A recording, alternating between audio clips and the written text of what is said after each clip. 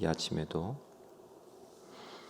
하나님께서 주님을 생각하게 하시고 또 주님의 순환과 부활에 대해 묵상할 수 있도록 인도하여 주셔서 감사합니다. 하나님께서 우리로 성령 충만케 하여 주시고 깨닫게 하는 바 부활하신 그리스도를 좇으며 그리스도의 제자다운 삶과 예배자로서 설 수 있도록 주님께서 도우시고 인도해 주시옵소서. 주님께서 함께 하시니 감사하옵고 예수님 이름으로 기도드리옵나이다. 아멘. 할렐루야. 계속해서 마태복음의 말씀을 함께 묵상하고 있습니다.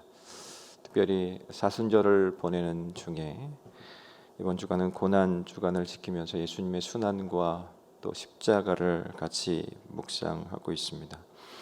오늘은 예수님의 부활과 십자가 사이에 일어난 이야기를 다루고 있습니다. 본문은 예수님의 시신을 매장하는 사건과 그리고 대제사장과 바리새인들이 예수님의 무덤 앞에 경비병을 세우는 사건을 다루고 있습니다. 오늘 본문을 통해서 하나님께서 우리들에게 주시고자 하는 교훈은 무엇인지 몇 가지 함께 살펴보도록 하겠습니다. 첫 번째, 하나님은 눈에 띄지 않는 제자들의 헌신을 통해서 일하십니다. 그 눈에 띄지 않는 제자 그가 57절 말씀에 기록되어 있습니다. 저물었을 때에 아리마대의 부자 요셉이라는 사람이 왔으니 그도 예수의 제자라. 바로 아리마대의 부자 요셉이라고 하는 인물입니다. 유대인들에게 있어서 이 시체는 굉장히 부정한 대상 중에 하나였습니다. 또 그 시체를 처리하는 규례 가운데 해지기 전에 매장하라라고 하는 그런 율법의 규정이 있습니다. 그래서 이 요셉은 해지기 전에 예수님의 시신을 매장하려고 했습니다. 특별히 안식일 전에 그 일들은 더 빠르게 진행되어야만 했습니다. 본문에도 나와 있는 것처럼 요셉은 아리마대 출신입니다. 그리고 마가복음에는 존경받는 공회원이요 하나님의 나라를 기다리는 자라고 그렇게 소개되어 있습니다. 그런데 오늘 본문에서는 마태는 부자라고 하는 요셉이 부자였다라고 하는 사실에 대해서 더 강조하고 있는 것으로 비춰지고 있습니다. 왜 그랬을까요? 그것은 이 마태복음의 저자인 마태가 하나님의 말씀의 성취라는 예언의 성취라는 거기에 초점을 맞추고 본문을 기록하고 있기 때문에 그렇습니다. 이사야 53장 9절 말씀, 예수님의 순환에 대해서 메시아의 순환에 대해서 기록하고 있는 이사야 53장 9절 말씀에 보면 이렇게 기록하고 있습니다. 그는 강포를 행하지 아니하였고 그의 입에 거짓이 없었으나 그의 무덤이 악인들과 함께 있었으며 그가 죽은 후에 부자와 함께 있었도다. 그가 죽은 후에 부자와 함께 있었도다라고 하는 이 예언의 말씀이 성취되었다라고 하는 사실에 대해서 강조점을 두고 마태는 복음서를 지금 기록하고 있는 겁니다. 마태는 또 한 가지를 강조하죠. 57절 마지막 부분에 보니까 그도 예수의 제자라. 예수님의 제자 중에 한 사람이다라고 그렇게 표현하고 있습니다. 사실 복음서 전체를 통해서 볼 때 이 아리마대 사람 요셉이라고 하는 사람이 제자로서 어떻게 활동했다라고 하는 기록은 전혀 나와 있지 않습니다. 오직 본문 속에서만 그가 제자였다라고 그렇게 얘기하고 있죠. 그가 유대인이 아니라 신실한 그리스도인이었음에 대해서 강조해서 표현하고 있습니다. 인생에서 중요한 것은 어떤 출신이고 어떤 지위를 갖고 있고 어떤 재력을 갖고 있고 한 것이 중요한 것이 아니라 그리스도인이냐 아니냐라고 하는 것이 더 중요하다라고 하는 사실은 우리는 이 시간에 함께 기억하게 됩니다. 이 아리마대 사람 요셉에 대해서 요한은 이렇게 또 기록하고 있습니다. 요한복음 19장 38절 말씀을 보니까 아리마대 사람 요셉은 예수의 제자이나 유대인이 두려워 그것을 숨기더니 제자이지만 그가 숨기고 있었다. 왜? 유대인들이 두려웠기 때문에. 그러니까 평소에는 두려워서 자기가 가지고 있는 새롭게 예수 그리스도를 통해서 얻게 된 그 자기 정체성에 대해서 드러내지 않고 살고 있었던 사람이었습니다. 그렇지만 이 결정적인 순간, 하나님의 예언의 말씀이 성취되어야 하는 예수님의 그 장사의 순간에, 예수님의 장례식의 순간에 그가 자기 정체성을 드러내고 제자로서 해야 할 일들을, 그리스도인으로서 해야 할 일을 그가 하고 있다라고 그렇게 표현하고 있습니다. 그래서 신약자인 이상근 박사님은 이렇게 표현하고 있습니다. 평소에는 숨어 있었으나 위기에 나타나 헌신하는 제자는 참으로 고마운 존재다. 평소에는 숨어 있었지만 위기의 상황에 나타나서 하나님의 일을 행하는 자, 그는 하나님이 보시기도 굉장히 고마운 존재다라고 하는 겁니다. 그렇죠. 하나님께서는 평소에는 두려워서 숨어 있는 나약한 그런 존재라 할지라도 하나님의 뜻이 이루어져야 하는 그 순간에, 하나님의 약속의 말씀이 성취되어야 하는 그 순간에 하나님께서 그를 불러서 숨어 있는 그를 드러내셔서 일하고 계시다라고 하는 사실을 우리는 잘 알아야만 합니다. 혹시 여러분 평소에는 나는 너무 나약한 것 같아, 나 그리스도인이 맞는가라고 하는 혹시 그런 의심이 들더라도 끝까지 주님 곁에 주님의 말씀을 묵상하고 주님과 교제하는 그 일들에 힘쓰십시오. 그러다 보면 결정적인 순간에 하나님께서 우리를 들어서 사용하시는 그 순간을 경험하게 될 것입니다. 그것을 통해서 하나님의 역사는 계속해서 이루어져 가지고 하나님의 특별히 구원의 역사는 더 끈끈하게 든든하게 이어져 간다라고 하는 사실을 기억했으면 좋겠습니다. 이 아리마대 사람 요셉이 예수의 제자라고 불리는 이 사람이 했던 헌신의 내용은 무엇인가? 그래서 58절부터 60절 말씀에 그 헌신의 내용이 나옵니다. 빌라도에게 가서 예수의 시체를 달라 하니 이에 빌라도가 내주라 명령하거늘 요셉이 시체를 가져다가 깨끗한 세마포로 싸서 바위 속에 판 자기 새 무덤에 넣어두고 큰 돌을 굴려 무덤 문에 놓고 가니. 이 요셉이라고 하는 인물이 빌라도에게 찾아갑니다. 그리고 예수님의 시신을 달라고 합니다. 그리고 예수님의 시신을 장례합니다. 장례식을 거행해 줍니다. 고대 사회에서 이 사형수의 죽은 사람에 대해서도 이렇게 표현해도 될지 모르겠지만 이 사형수의 인권에 대해서는 그렇게 중요하게 생각지 않았습니다. 보통 그 십자가 처형을 당한 그런 사람의 시신은 그대로 방치해 둡니다. 그래서 그 야생 짐승의 먹이가 되어도 그냥 내버려 두기도 합니다. 그리고 이 시신을 처리할 때는 반드시 행정관의 허락을 받아야만 했습니다. 그렇기 때문에 이 요셉은 빌라도에게 찾아가 가지고 예수님의 시신을 달라라고 그렇게 얘기했던 것입니다. 어떻게 보면 이 요셉이라고 하는 사람이 그 영향력 있었던 사람이죠. 산헤드린 공회원이었고 그리고 또 부자였었기 때문에 이 사회적으로도 좀 인정을 받는 그런 사람이었던 것 같습니다. 그렇기 때문에 아마 빌라도에게 가서 얘기했을 때 그것이 또 먹혀서 예수님의 시신을 받아서 장사 지낼 수 있었던 것 같습니다.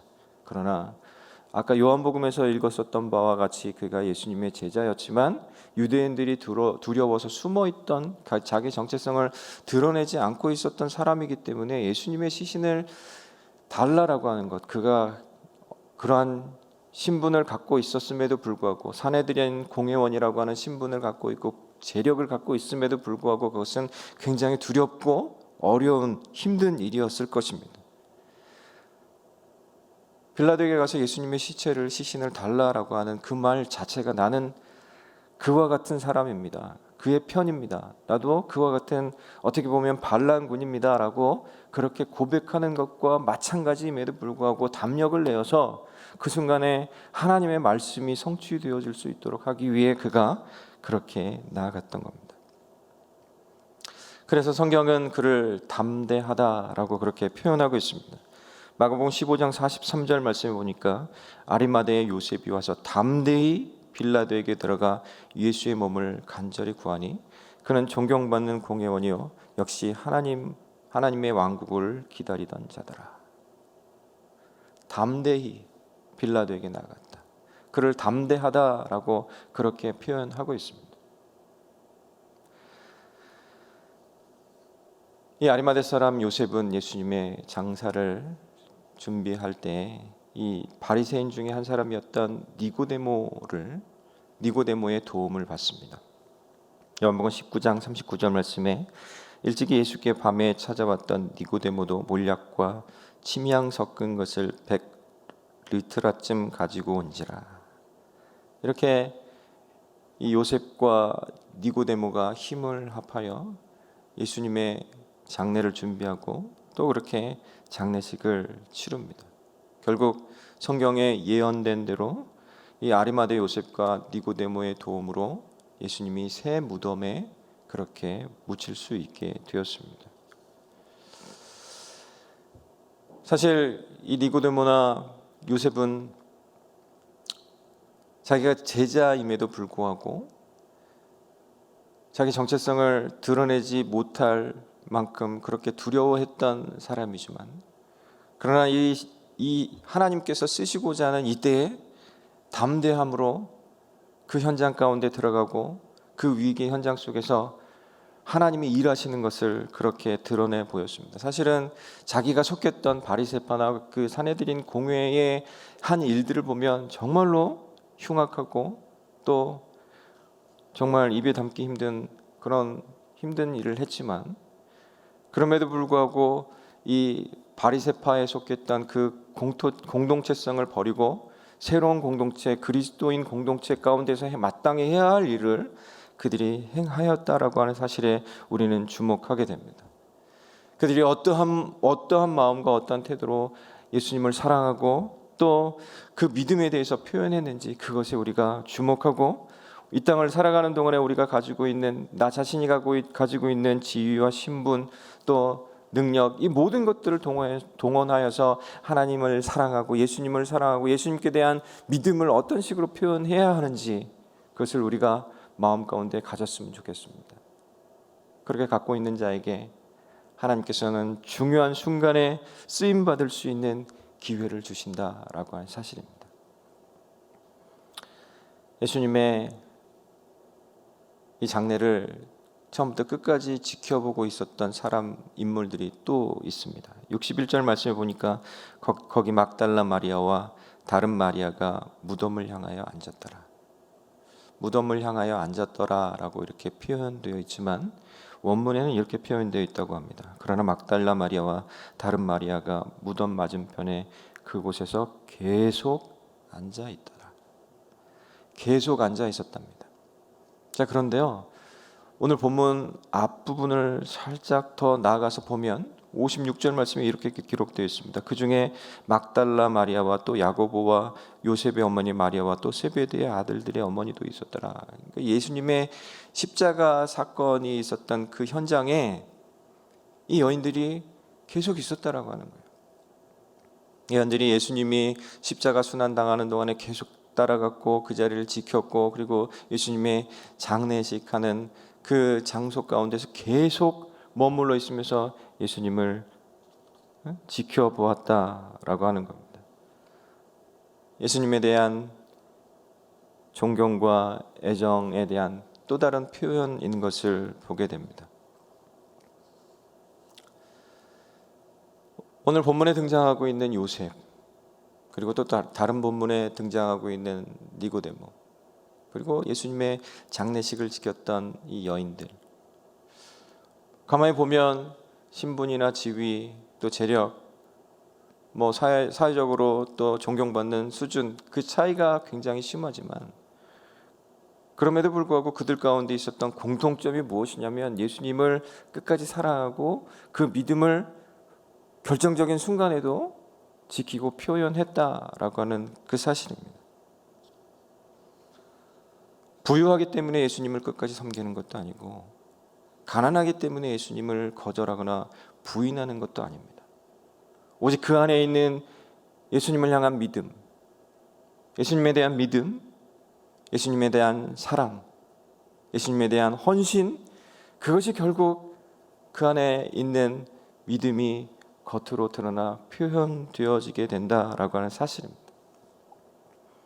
하나님께서는 지금 현재 숨어 있고 연약해 보이고 또 뭔가 아무것도 할 수 없는 그런 나약한 모습과 같이 보이는 사람이라 할지라도 그 안에 있는 중심을 보시고 믿음을 보시고 그 믿음이 일하도록 주님께서 그렇게 이끌어 가신다라고 하는 사실입니다.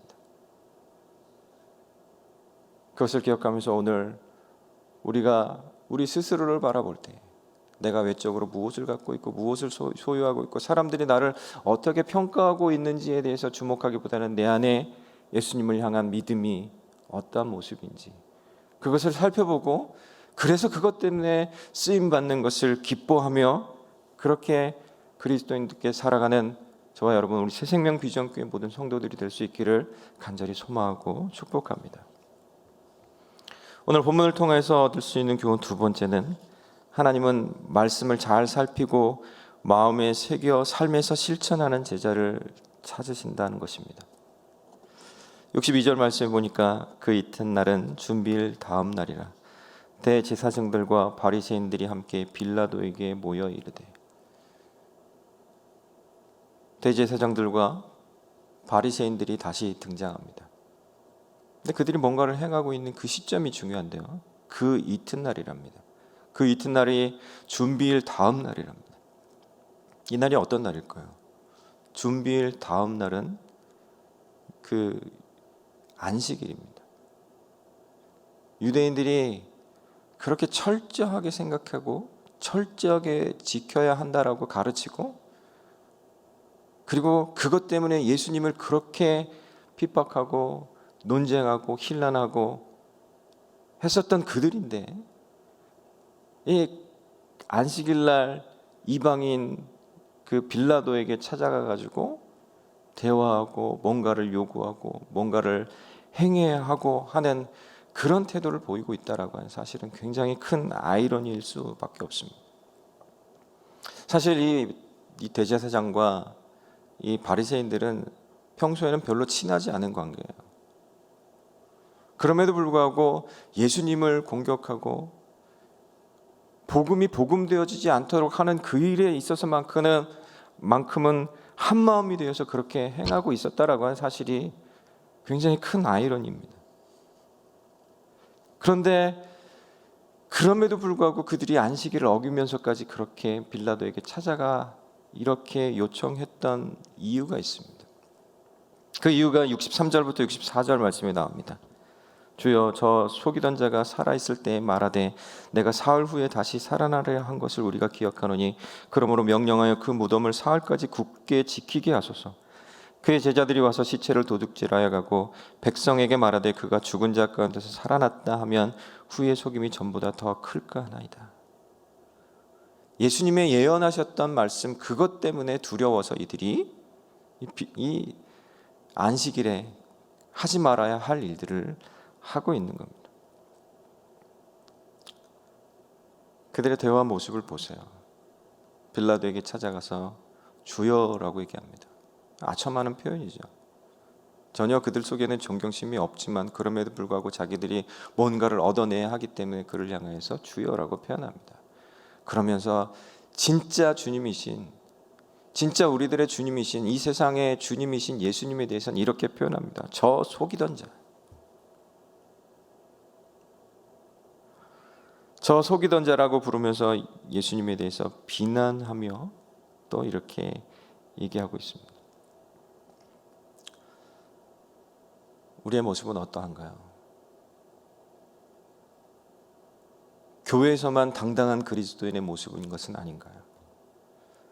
우리가 세상을 살아가는 동안에도 당당한 그리스도인의 모습이 되었으면 좋겠습니다. 세상 앞에서 비참하고 비굴해지는 그리스도인의 모습이 아니라 세상 가운데서도 당당한 그리스도인으로 살아갈 수 있는 우리들의 모습이 되었으면 좋겠습니다. 하나님께서 당신의 아들 예수 그리스도를 통해서 우리를 얼마나 존귀하고 아름답게 영롱하고 찬란하게 빛나게 그런 존재가 되어지도록 했습니까? 그런데 우리가 우리의 그 정체성을 잊어버리고 세상 가운데서 비굴하고 비참한 모습으로, 세상의 비참한 비굴한 모습으로 서 있는 것은 아닌지 우리는 우리 자신을 돌아보았으면 좋겠습니다. 그리고 다시 한번 자존감을 좋게 하여서 당당한 그리스도인으로서 이 땅을 살아가기를 소망합니다. 이 말씀을 묵상하면서 왜 저들의 기억을 사용했을까? 왜 대적들의 기억을 사용하셔서 하나님은 예수님이 하신 말씀을 다시 생각나게 하셨을까? 라고 하는 부분에 대해서 생각을 해봤습니다. 효과가 큰 거예요. 사실 제자들이기 때문에 계속해서 주장한다 하더라도 그것이 사실이어도 믿지 않았던 사람들은 안 믿을 거예요. 그러나 대적이었던 사람들이 기억하고 그것에 대해서 말하고 그것이 사실인 것이 드러나면 그것만큼 더 큰 효과가, 그 증거하는 효과가 클 수 없는 겁니다. 그 데일 카네기의 인간관계론에 보면 상대방을 설득하는 12가지 방법이 나옵니다. 그중에 6번째 방법이 상대방으로 하여금 많은 이야기를 하게 하라 라고 하는 건데, 그 내용을 잠깐 보면 상대를 설득하려고 자기만 수다스럽게 떠드는 사람이 많다. 상대방으로 하여금 이야기하게 만들어라. 그들의 일이나 문제점에 대해서는 그들이 더 많이 한다. 그들의 일이나 문제점에 대해서는 그들이 더 많이 한다.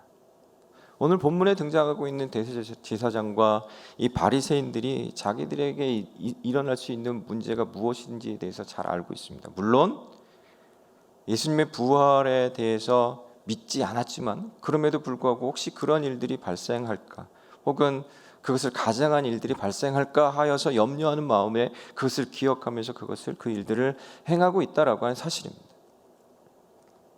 결론적으로 그들이 행했던 그것으로 인해서 예수님의 부활은 정말 확실한 것이고, 예수님의 죽음과 부활은 정말 확실하다라고 하는 사실에 대해서 그렇게 보여주고 있다라고 하는 사실입니다. 안타까운 것은 그들이 예수님의 말씀을, 예수님의 예언을 기억하였지만 그것을 믿지는 않았다라고 하는 겁니다. 예수님의 말씀을 기억하여서 뭔가 행했지만 그것을 믿음을 통하여서 드러나는 그런 믿음의 행위가 아니라 믿지 않기 때문에 행하는 그런 반대의 행위였다라고 하는 사실이 안타까운 겁니다.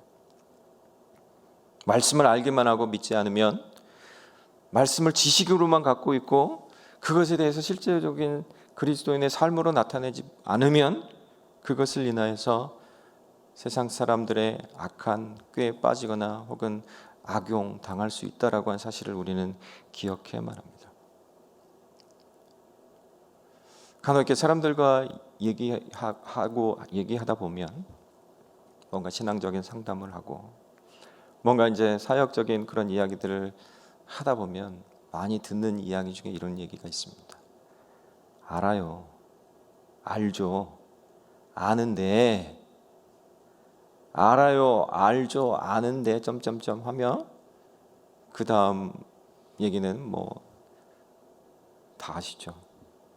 혹시 우리가 주님 앞에 대해서 이렇게 얘기하고 있는 것은 아닌지 모르겠습니다. 주님 알아요, 주님 알죠, 주님 그것이 말씀인 거 아는데 내 삶이 이래요, 내 삶의 현장은 달라요 라고 하며 우리가 살고 있는 것은 아닌지 우리는 우리 자신을 돌아보아야만 합니다. 데일 카네기의 이야기를, 인간관계론을 조금 더 읽어드리겠습니다. 미국의 심리학자 오버스트리트 교수에 의하면 아니요라는 반응은 가장 극복하기 어려운 장애 요인이다. 일단 아니요 하고 말해버리면 자존심 때문에 그 말을 계속 고집할 수밖에 없다. 나중에 가서 아니요 라고 대답한 것이 현명하지 못했다는 생각이 들지도 모른다. 그럴 때라도 자존심을 생각하지 않을 수 없게 되는 게 사람이다. 일단 한마디 하고 나면 자기가 한 말을 고집해야겠다는 생각을 갖게 된다. 그렇기 때문에 긍정적인 방향으로 말을 시작하는 것은 무엇보다 중요하다. 주님 앞에서 알아요. 아는데요. 알죠. 라고 이게 버릇처럼 얘기하면 이 한번 말해버린 그것 때문에 계속 아닌 방향으로 갈 수밖에 없다라고 하는 겁니다. 사람과의 대화 속에서도 아니요라고 하는 말이 나오지 않도록 긍정적으로 방향을 이끌어가는 것이 유익한 줄 우리는 압니다. 그러나 하나님 앞에서 우리가 하나님께 대하여서 뭔가 대답하고 뭔가 결단하고 일을 행할 때에도 아니요, 아는데요 라고 하는 그 부정적인 말로 시작할 것이 아니라 네, 아멘, 그렇습니다 라고 시작하여 행해야만 결국 하나님의 찾으시는 그 사람으로서 마땅히 하나님께서 행하시는 그 일들에 동참할 수 있게 된다라고 하는 그 사실을 우리 함께 기억했으면 좋겠습니다. 하나님은 말씀을 잘 살피고 그 말씀을 마음에 새기고 삶에 실천하는 사람을 찾고 계십니다. 말씀을 가까이 하지도 않고 말씀을 마음에 새기지도 않고 말씀대로 사는 경건의 훈련에 되어 있지 않으면 갑작스럽게 뭔가 결단하고 선택해야 하는 그 순간에 머뭇머뭇거리고 아는데요, 알아요, 그런데요 라고 하는 반응으로 보일 수밖에 없다라고 하는 사실, 오늘 우리가 기억하며 정말 하나님 앞에서 그런 찾으시는 제자로서 서서 살며 사랑하며 섬겨드리는 그런 우리가 될 수 있기를 간절히 소망하고 축복합니다.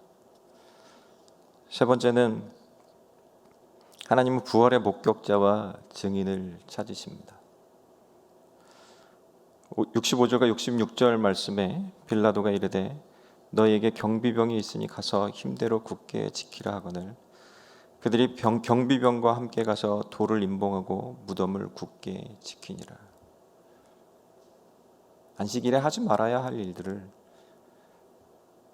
자기들이 가르치던 대로 행하지 않던 이 대제사장과 바리새인들은 결국 예수님을 끝까지 모욕합니다. 이 경비병들을 세워서 예수님의 무덤을 지킵니다. 이 표현을 보면 돌을 임봉하고 무덤을 굳게 지켰다라고 표현합니다. 당시에 그 장례 문화를 보면 이 석굴을 파고 그 안에다가 시신을 놓고 큰 돌을 가져다가 이렇게 막아 놓죠. 근데 보통은 점토 같은 것으로 그냥 빈 공간을 이렇게 틈새를 막아 놓습니다. 근데 여기서 표현하고 있는 임봉했다라고 하는 것은 거기에 밀랍 같은 것으로 틈새를 다 막아서 떨어지지 않게 그렇게 해놓고 인봉을 한 거예요. 씨를 한 거예요. 이게 집정관이었던 이 빌라도의 인장을 찍어서 그렇게 그것이 틈새가 벌어지지 않도록 누가 뛰었나 안 뛰었나를 보도록 그렇게 해놓은 겁니다.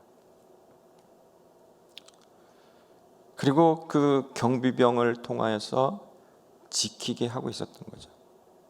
사실 이 당시에 제자들의 상황을 보면 그냥 뿔뿔이 흩어졌잖아요. 도망갔잖아요. 두려워 떨고 있는 상태잖아요.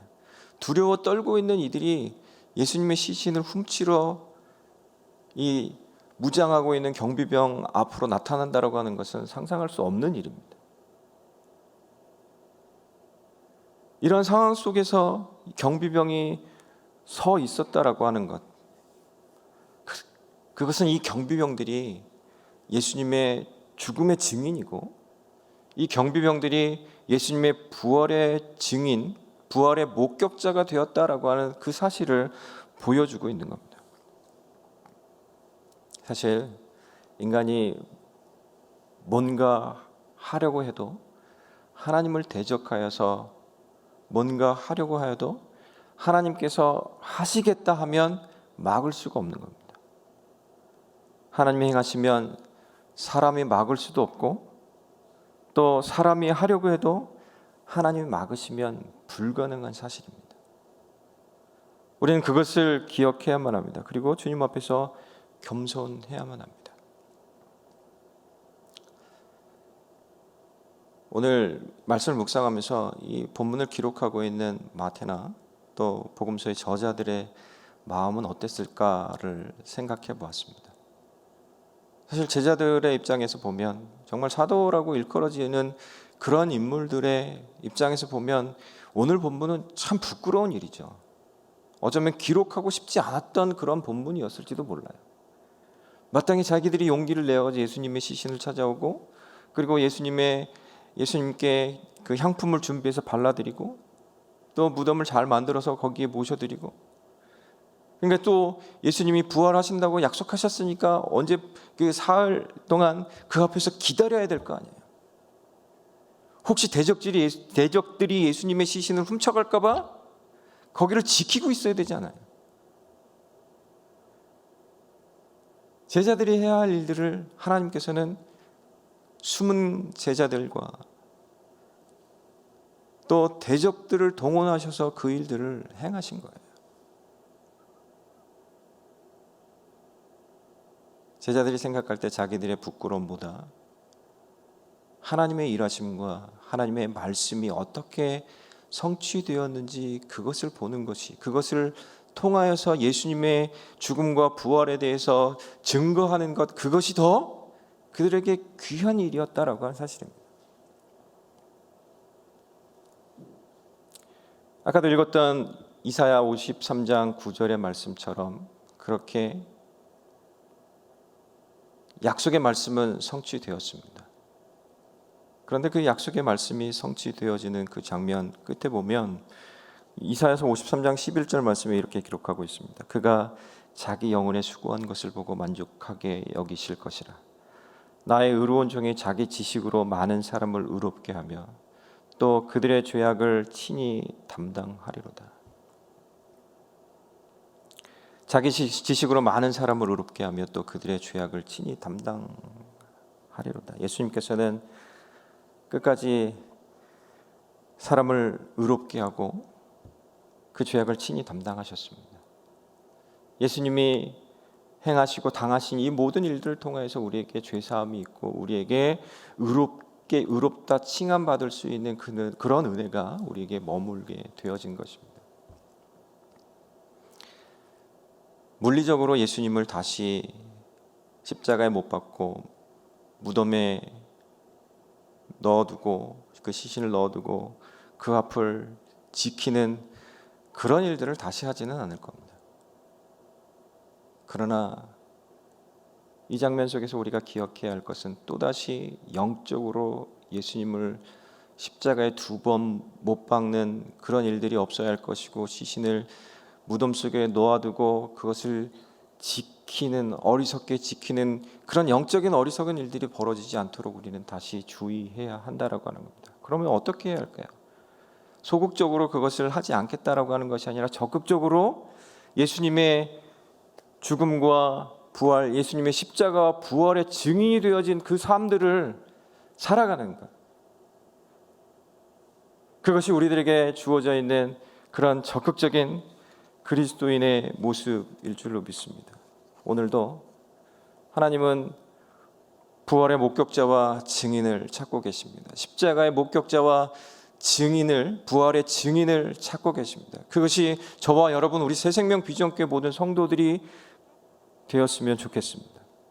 오늘 한날의 삶을 사는 동안에 이제 부활하신 예수 그리스도와 동행하여 사는 중에 그 부활의 기쁨과 감격을 누리고, 그리고 세상을 향하여서도 그 기쁨과 감격을 선포하고, 그래서 그 부활의 공동체 가운데 또 다른 사람들이 들어올 수 있도록 힘쓰고 애쓰는 저와 여러분, 우리 모두가 될 수 있기를 간절히 소망하고 축복합니다.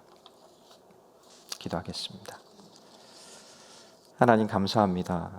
우리가 주의 말씀을 묵상할 때마다 내가 누구인지, 우리가 어떤 존재인지 발견하고 또 발견하게 됩니다. 하나님, 주의 말씀 앞에 겸손하여 다시 설 때 정말 그리스도인다운 모습으로, 제자다운 모습으로 설 수 있도록 인도하여 주시고, 하나님의 그 놀라운 구원 역사가 이루어져 갈 때 우리가 사용되어지는 그 기쁨과 감격을 누리며 살아갈 수 있도록 하나님 아버지 인도하여 주시옵소서. 바라기는 주님의 부활의 증인이 되기를 소망합니다. 주님의 십자가의 증인이 되어지기를 소망합니다. 주님의 복음의 증인이 되어지기를 소망합니다. 주님, 우리를 성령 충만케 하여 주시고 우리를 사용하셔서 이 땅 하나님의 나라 되어지는 그런 놀라운 모습을 볼 수 있도록 주님 축복하여 주시옵소서. 하나님께서 새생명 비전교회를 이 땅 가운데 세워주시니 감사합니다. 감사로 하나님께 영광 돌리는 공동체 되어질 수 있도록 인도하여 주시고, 세우신 담임 목사님 강준민 목사님 영육간에 강건케 하여 주시고, 어제부터 사역으로 복귀할 수 있도록 은혜 베풀어 주셨는데 이전보다 더욱 강건하여져 하나님의 놀라우신 일들을 온전히 감당할 수 있도록 주님께서 축복하시고 인도하여 주시옵소서. 사랑하는 형제 자매들 가운데 질병으로 고통당하는 이들이 있습니까? 하나님께서 찾아가 주셔서 그 마음을 위로하여 주시고, 또 그 영혼을 소성케 하여 주셔서 육신마다 강건한 모습으로 뛰기도 하며 걷기도 하며 주의전을 찾아 나와 하나님을 예배할 수 있는 아름다운 모습이 있도록 주님 축복하여 주시옵소서. 우리가 한마음이 되어서 선교하는 일들에 힘쓰고 있습니다. 특별히 오늘은 대만을 섬기시는 오세원 안승교 선교사님을 위하여 기도합니다. 새로 시작하는 광풍당 교회 사역이 잘 전개되어질 수 있도록 인도하여 주시고, 두 아들의 진로를 성령님께서 아름답게 인도해 주시며 광풍당 교회 근처에서 정말 역동적으로 사역할 수 있도록 하나님 이주할 수 있는 은혜를 또한 주님께서 허락하여 주시옵소서. 하나님께서 우리 모두를 사랑하시고 십자가와 부활을 보여주시고 그것을 말씀을 통하여 목격하게 하시며 이 땅 증인으로 살 수 있도록 인도하여 주시니 감사하며, 이 모든 것을 인하여서 하나님 영광 받으시고 우리 가운데 크신 은혜 허락하여 주시옵소서. 감사하고 예수님 이름으로 기도드리옵나이다. 아멘. 하늘에 계신 우리 아버지여, 이름이 거룩히 여김을 받으시오며 나라의 마오시며 뜻이 하늘에서 이룬 것 같이 땅에서도 이루어지이다. 오늘날 우리에게 일용할 양식을 주옵시고, 우리가 우리에게 죄 지은 자를 사하여 준 것 같이 우리 죄를 사하여 주시옵고, 우리를 시험에 들게 하지 마옵시고 다만 악에서 구하옵소서. 대개 나라와 권세와 영광이 아버지께 영원히 있사옵나이다. 아멘.